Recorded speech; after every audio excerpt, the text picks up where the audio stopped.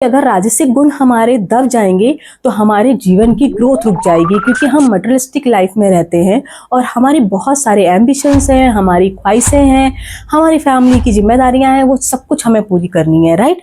हमें फोकस भी रहना है उसके लिए, तो रजस गुण जरूरी है, बट उसे दबाना नहीं है, उसे सात्विक गुणों से बैलेंस करना है। तो चलिए देख लेते हैं इसके लिए हमें क्या क्या करना चाहिए। देखिए, काम तो हम बंद नहीं कर सकते हैं, काम तो हमें लगातार करना है तो करना है। जो हमारी डेडलाइन है अगर हमें वो पूरा करना है तो करना ही पड़ेगा। लेकिन सबसे ज़्यादा ज़रूरी है कि हम जो काम कर रहे हैं हमें उसमें इंटरेस्ट तो बना रहे। अगर हम उसमें इंटरेस्ट ही नहीं रखेंगे और हम उससे बोर होने लगेंगे तो हम उस प्रोडक्टिविटी के साथ उस काम को कर ही नहीं पाएंगे। और उसका रीज़न आपको समझ में ही आ चुका है कि हम शुरू में बहुत ज़्यादा एंथुजियास्टिक होकर ओवरवर्क करते हैं, हम बिल्कुल ब्रेक नहीं लेते हैं और धीरे धीरे करके हमारा बॉडी और हमारा माइंड दोनों ही थकने लगते हैं। हमारा काम उसी इंटरेस्ट के साथ चलता रहे, उसके लिए ज़रूरी है कि हम छोटे छोटे ब्रेक्स बीच में लेते रहें। तो हर 2 घंटे पर 10 मिनट का ब्रेक जरूर ले लीजिए। गहरी सांस लीजिए, लंबी सांस लीजिए और धीरे से छोड़िए। जब आप 5-10 मिनट तक ऐसा करेंगे तो आपका जो माइंड है वो रीसेट हो जाएगा। आपके पूरे शरीर और मन में एक नई एनर्जी वाइब्रेट करने लगेगी। रजस गुण को बढ़ाने का काम गर्म चीजें करती हैं, तो कोशिश करिए जहां तक हो सके शरीर को ठंडक देने वाली चीजें जरूर लें।